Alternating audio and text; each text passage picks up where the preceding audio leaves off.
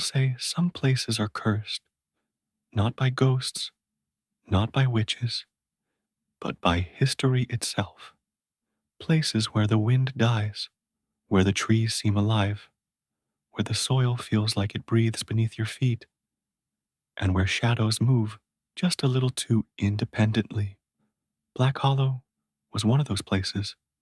Generations of whispers, fireside stories, and warnings had built around it like the walls of some ancient, living prison. Decades ago, perhaps centuries, sacrifices were made there. Crops, livestock, sometimes children. The land demanded tribute, and those who ignored it vanished without a trace.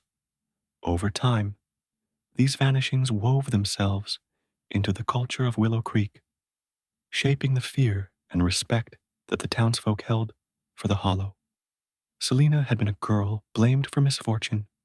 A plague swept through the town. Famine crept into homes, and every unexplained sickness was attributed to her. Her eyes, dark and knowing, seemed to hold fire. Her whispers spoke to spirits in the dark that no one else could hear. One night, they dragged her to the swamp at the edge of Black Hollow, tied her to a rotting tree, and left her alone. Her screams twisted through the mist like smoke, reaching ears far away. Before death claimed her, she spoke a curse so quiet that it was almost lost to the wind, yet sharp enough to pierce the hearts of all who listened. Every child, every mother, every father will hear my voice in the dark, and they will come to me. Her body perished in the mud and water, but her spirit clung to the hollow, feeding on fear, growing stronger with every generation, trembling beneath its shadow. The town of Willow Creek learned to live in fear. Every 20 years, as the leaves turned and the air chilled, children would vanish. Townsfolk called it Selena's tribute. If you refused, she came for you. Parents drilled the rules into their children. Never wander near the hollow after sunset. Never answer a voice calling your name. Never touch the old book should you stumble across it. But fear alone could not keep the curse at bay. The hollow was patient. Fear only thickened, growing like a dark mold in every home. Every whispered tale, every flickering candle. Daniel arrived from far away, carrying the weight of loss and desperation. His sister Mary had vanished at 16, last seen near Black Hollow. In the dim light of the town's bar, he listened to stories. The hunter who followed the cry of a wounded woman and never returned, a mother answering her son's voice and found dead the next morning, and the mirror in Selena's hut where people swore they saw their own deaths before they happened. Daniel did not flinch. "I'll go," he said. "If I don't find her, I'll destroy the witch myself." He stepped into the woods. Fog curled around his legs, thick and damp, clinging like fingers. The trees loomed, skeletal and black, their branches scraping the dark sky, scratching at the wind. Somewhere, a childlike laugh echoed, hollow and broken, yet no child appeared. The deeper he went, the heavier the mist, until it felt as if the hollow itself were breathing. Shadows twisted and reached out, whispering his name in tones that were not human. Figures darted between the trees. Children, or something wearing their faces. Doubt and fear gnawed at him. Is this real, or am I losing it? Mary, where are you? He discovered an old, moss-covered book hanging from a branch, as if deliberately placed. Its leather was cracked and worn, pages yellowed and brittle. Inside were dozens of names of children who had vanished over decades.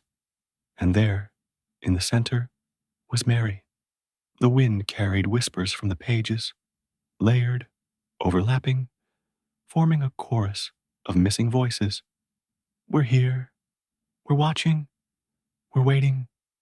The forest pulsed with them, a heartbeat under the soil, in the trees, in every shadow that brushed against his skin. At the center of the hollow, a shack stood, crumbling and rotted, windows glowing faint red like eyes watching.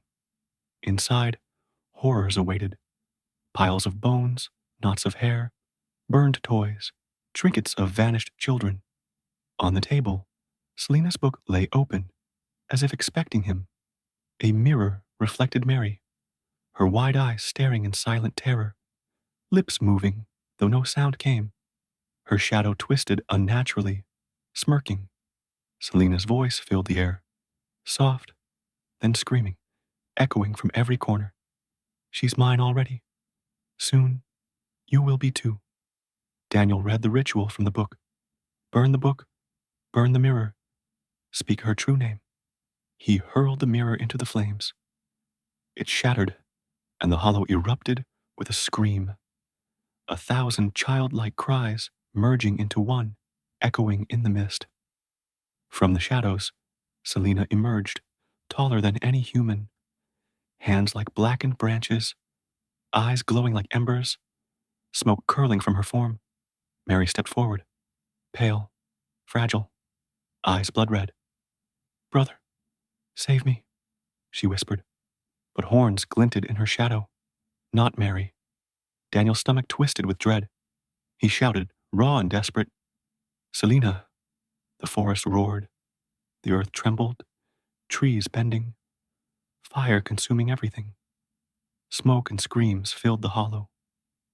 Daniel fell to his knees, choking, feeling Mary vanish into shadow. When he returned to Willow Creek, he was hailed as a hero.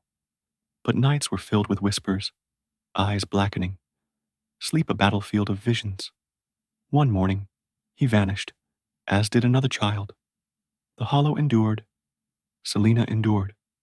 Whispers echoed, I'm here, and so are you. The hollow's heartbeat pulsed through soil and tree alike. Lost children wandered in the fog, faces pale, lips moving silently, whispering secrets no one could understand. Shadows brushed past Daniel as he walked, tugging at sleeves, at hair, at thoughts, filling him with visions of death. Ghostly figures appeared, mothers pleading with wide eyes, hunters frozen mid-step, eyes staring through him, hands reaching as if warning or cursing. The air was thick with smoke, rotting leaves, metallic tang of fear clinging to lungs. The wind carried fragments of past tragedies, whispers from decades before, voices of those long gone. Selena's memories wove into the hollow. She had once been a girl, like Mary, orphaned by plague, learning herbs and listening to spirits unheard by others.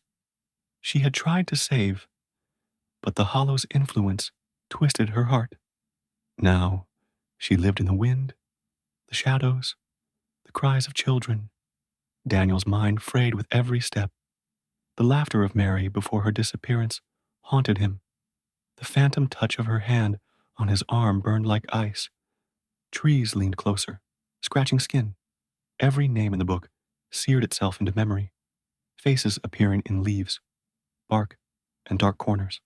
Children, adults, even Daniel himself, all twisted and silent. Selena's voice surged in waves, whispers soft, then screams, come to me, come to me, come to me.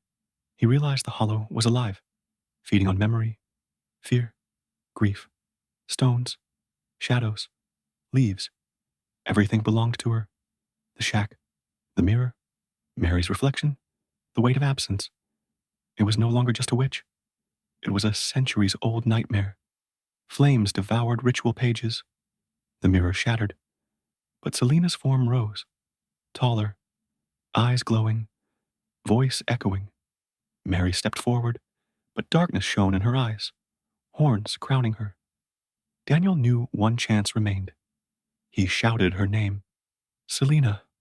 The forest shook violently, fire engulfing everything. Daniel fell, seeing the last glimpse of Mary vanish. Willow Creek would never be the same. Nights brought whispers, eyes darkened. He vanished. Children disappeared. Selena endured. The hollow endured. Whispers continued. I'm here. And so are you. Travelers still speak of Black Hollow. The trees watch. The wind carries cries. Every rustle in the fog could be a girl's shadow, smiling, waiting for the next name in her book.